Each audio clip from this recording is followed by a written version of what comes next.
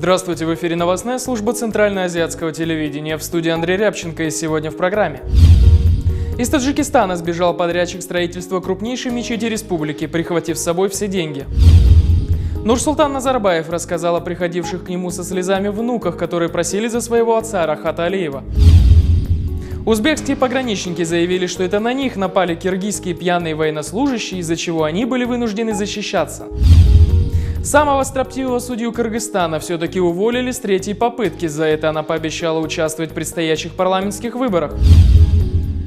Чтобы не показывали своей некомпетентности таджикским чиновникам, отныне запрещено давать комментарии частным СМИ. Президент Таджикистана еще не скоро сможет потешить себя очередным зданием-гигантом. Генеральный подрядчик Центральной мечети республики, которая рассчитана на 150 тысяч человек, сбежал из страны, прихватив с собой выделенные на возведение здания деньги. Сейчас строительство под большим вопросом. О побеге генерального подрядчика, гражданина Ирана Шаиста Гуламризои, стало известно после обращения рабочих строительной компании в МВД с жалобой на невыплату заработной платы.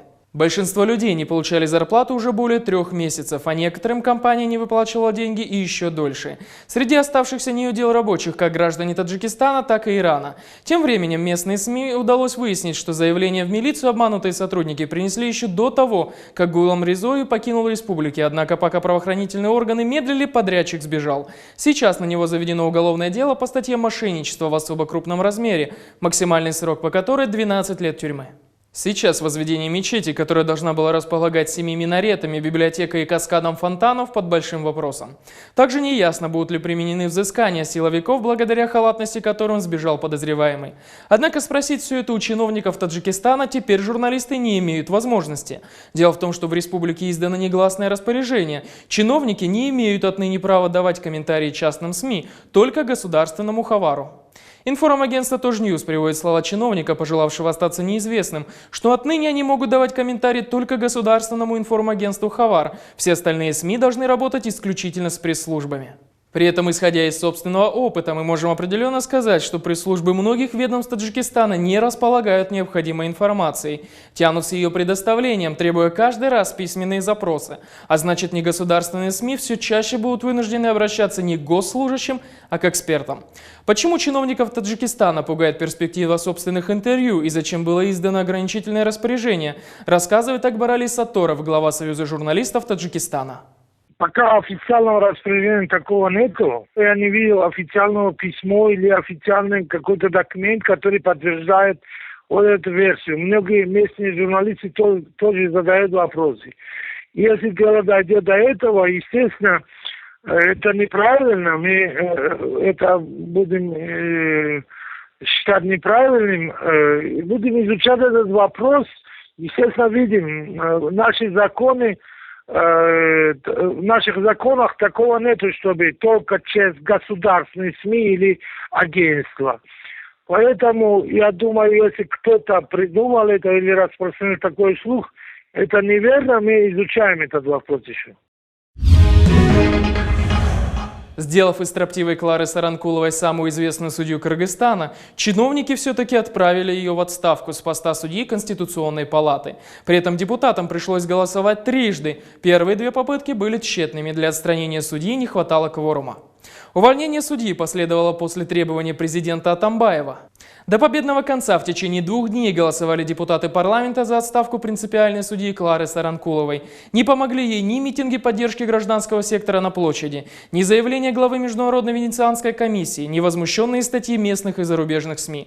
Нарушив собственный регламент, парламент уволил судью. Чтобы лишить поста судью Конституционной палаты Верховного суда Кыргызстана, необходимо 80 голосов депутатов. Однако по итогам первого голосования набралось только 77 голосов. Проведенное повторно снова набрало 75 голосов. В порыве страсти оппозиционный депутат Равшан Джейнбеков заспорил со спикером парламента о нарушении регламента. В итоге глава парламента назвал депутата дураком, а тот, в свою очередь, обозвал спикера негодяем.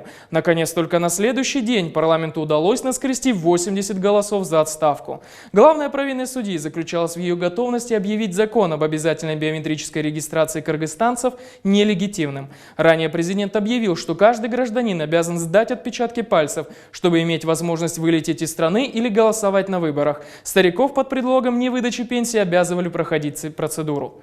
В интервью газете «Вечерний Бишкек» Клара Саранкулова, теперь уже обычный житель, наконец смогла рассказать открыто о своей позиции.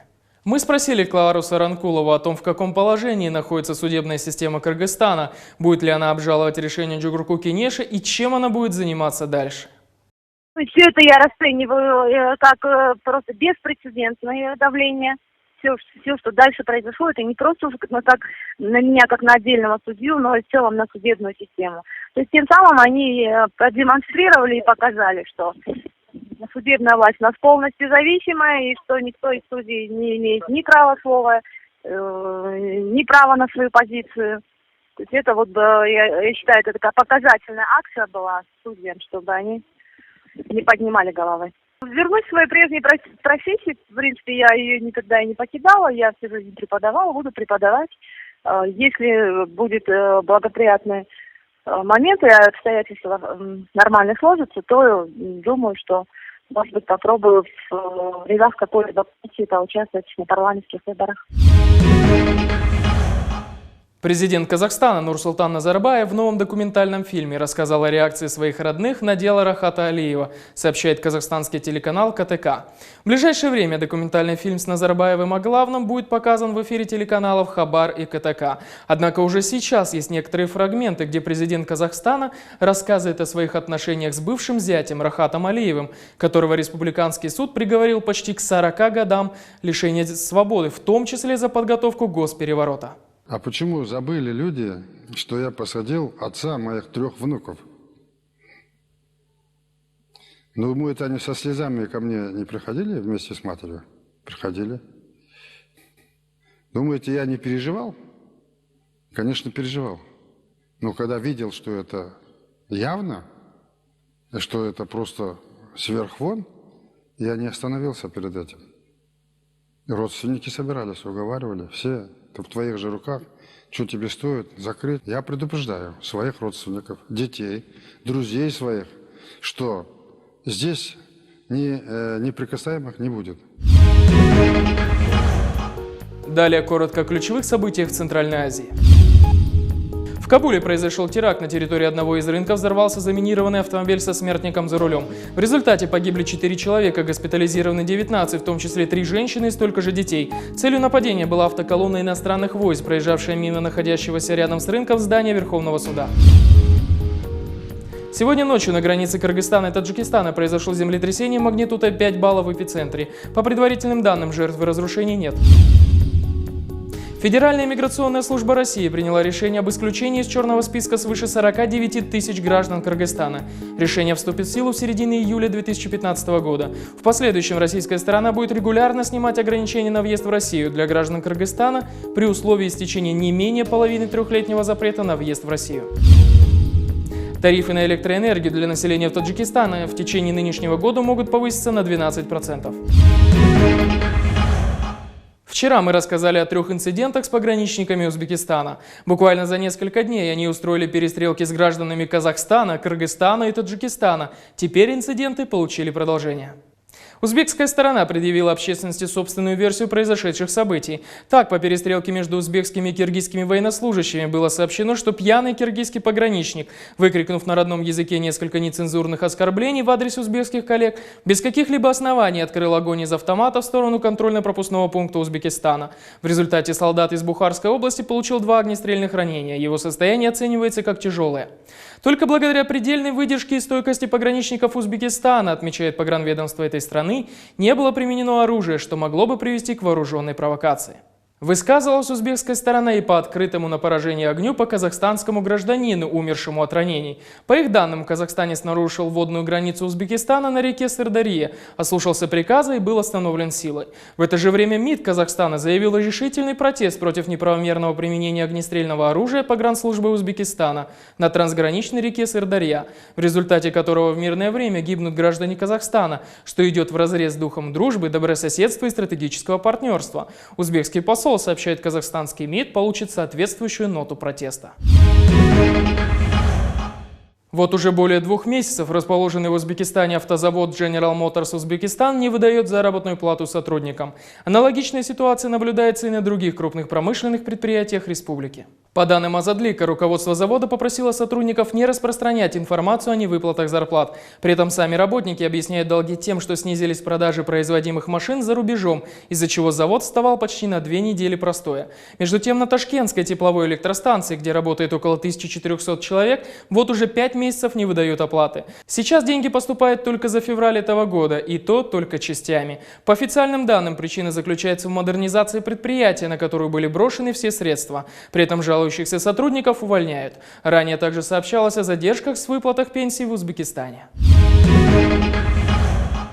В Кыргызстане вызвало широкий резонанс видео, размещенное накануне в интернете, где внештатные сотрудники ДПС Бишкека сначала вымогали у водителя деньги, а затем устроили погоню и отобрали госномера.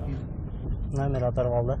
По свидетельству правозащитников, которые стали непосредственными участниками инцидента, около 3 часов утра их автомашину без причины остановил сотрудник ДПС, который запросил 5000 сомов или около $80 за то, что водитель не смог сразу найти документы. Однако, когда документы все-таки были предоставлены, инспектор продолжил требовать мзду. Находившиеся в машине правозащитники вместе с оператором вышли из авто, чтобы спросить, по какой причине сотрудник ДПС требовал взятку. Однако разговора не получилось, сотрудник ДПС стал провоцировать конфликт. Поняв, что добром дело не кончится, правозащитники сели в машину, чтобы уехать. Однако через некоторое время они поняли, что за ними гонится гражданский автомобиль с сидящими в нем сотрудниками ДПС, которые, подрезав преследуемых, оторвали передние и задние номера. Примечательно, что во время погони правозащитники звонили в милицию, управление внутренних дел, отделение собственной безопасности МВД. Однако никто не только не оказал помощь пострадавшим, но даже не отреагировал на сложившуюся ситуацию. Позднее интрига еще более усилилась. Оказалось, что остановившие машину вовсе не были гаишниками и теперь объявлены в республиканский розыск. Это были актуальные новости Центральной Азии. Мы говорим то, что иные предпочитают умалчивать. До свидания.